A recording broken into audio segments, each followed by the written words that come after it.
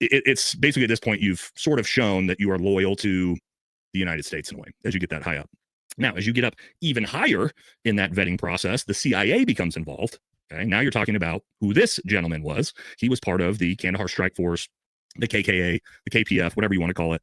This is now an individual who has worked with the United States for probably close to a decade, fighting against the Taliban, Al-Qaeda, ISIS, and is now actually in the Kandahar Strike Force, is working with CIA ground branch paramilitary. So he's an Afghan CIA paramilitary soldier. So he's doing all sorts of targeted raids, high profile attacks. Like we're talking about taking down, targets, like actual JPITL targets, which is a joint priority target list. What's that means is, we had a list of the 10, 20 most wanted, Al-Qaeda or Taliban leaders in the country. These guys are doing that type of high level nighttime raid with CIA ground branch. So this is like as high up the vetting chain you can possibly get for an Afghan soldier.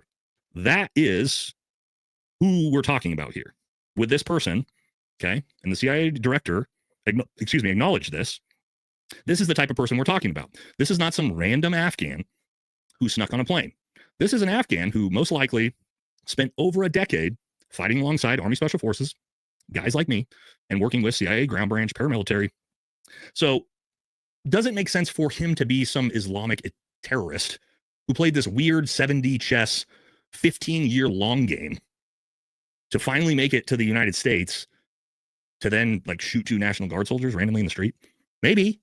And we'll talk about the possibilities of this. But at the same time here, as you can see, it says CIA Director Radcliffe confirms the Afghan terrorist, and of course, they're going to list it this way, the terrorist, who shot National Guardsmen, previously worked with the CIA as partner of the Kandahar, of a partner force, Kandahar, Afghanistan. As you can see, Kandahar Strike Force, he's got an actual DOD, Department of Defense CAT card. Like the guys I worked with didn't have DOD CAT cards. This is how up we're going, how high up we are going into the levels of how vetted this guy is. And I want you guys to understand, this is probably, this demographic is one of the, it is the most vetted of all Afghans. Like we're talking about like the most trusted it gets of all the Afghans that we worked with. Right? So now I want you guys to understand when Afghanistan fell, when we, and trust me, and if you've watched my older content, I don't want to get too far into it, but with the Afghan withdrawal is my unit was supposed to facilitate the withdrawal. We did a 7-8 month train up.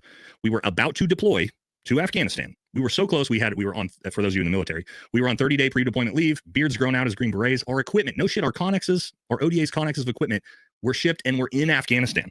That's how close we were to getting on planes to deploying and facilitating the withdrawal in 2021, when out of nowhere, we still don't know why, and this was 22 ODA's Special Forces teams, we were supposed to deploy to Bagram and facilitate the withdrawal. We were called off. We were canceled out of nowhere. Nobody knew why. And then we saw a month later what happened. Bagram fell, everything that happened following that. Okay. So I'm very privy to the information, a part of what was supposed to happen with the withdrawal. Okay. So when the withdrawal happens and all this chaos happens, understand the Kandahar Strike Force guys, the CIA assets, these are the first guys that are all removed because they are the Taliban's most fucking wanted. I want you guys to understand. The Taliban, basically all of these KSF or KKA guys, them and all of their families are on an immediate kill list by the Taliban because of all the work they've done with the United States. So if you think when we talk about hundreds of thousands of Afghans made it out, yeah, they did. But this individual is not one of these random Afghans. He was, as well as there's about 500 to 700 of these guys that work with the CIA. Very tiny number. Okay. This isn't tens of thousands of potential Afghans. Okay. 500 to 700 of these guys. They were all evacuated from Afghanistan and they were basically went into exile into 3 countries. Okay. So they basically went to either the UAE, Europe, and then some of them went to the United States. Tiny fraction of all the people that were evacuated out of Afghanistan is this guy's demographic. But he was definitely immediately removed, most likely with his family, because of his work with the CIA and him being on a most wanted list for the Taliban. And I can tell you, guys I worked with, my interpreters were also, some of them got out. And I can tell you one of my interpreters got out and his entire family was slaughtered afterwards because they were not able to leave Afghanistan. All right. So this is a real thing. So these were the highest priority. And again, I'm tying all this together here. This guy was part of the highest priority demographic to get out of Afghanistan when Afghanistan fell, when the withdrawal happened. So when you're told by the government that this is some evil terrorist who had no business being in the country, I want you to understand he was brought here by the CIA and he was nationalized by Donald Trump in 2025, by the way, Okay. This wasn't some random guy who stayed past his visa. All of that's bullshit. That's all lies. That's all media lies. So why is this important to all understand?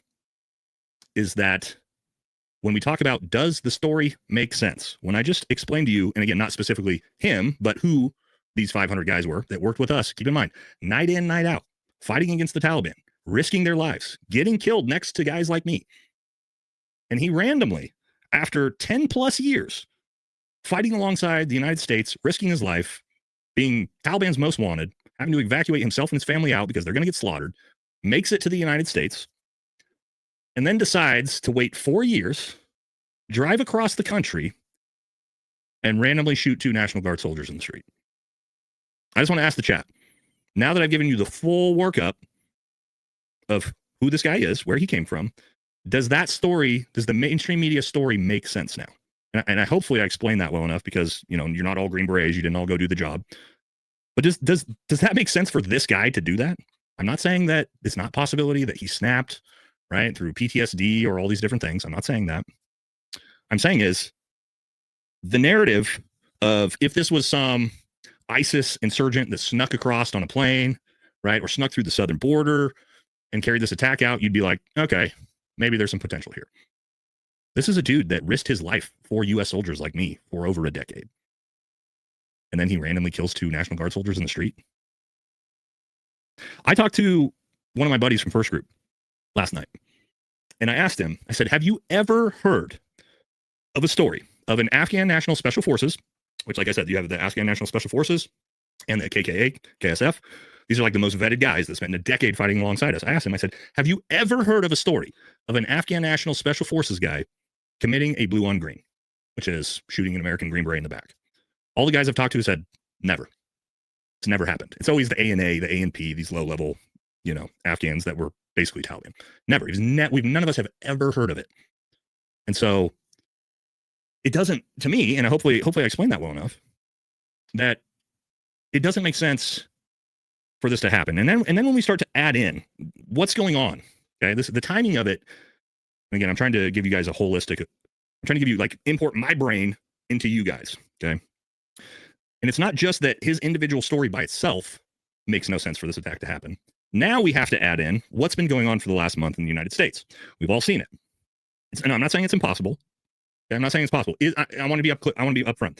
Is it possible that this guy decides after 10, 15 years that he finally has a psychotic break because of all the PTSD and all the crazy shit that he did, that he had enough and he's going to take it out on American soldiers? Sure. Anything is possible, but does it make sense? Is it plausible? Is it likely? No. It's not likely, and it doesn't make sense. It's possible, but it's not that plausible. Okay. Now we haven't even factored into what's been going on around the country over the last 2 months. Those of you who have been paying attention or watching my channel have seen me talk about this for weeks. And I have told you I do not want National Guard soldiers deployed onto the streets because they're going to get fucking shot and killed for no reason. And it happened.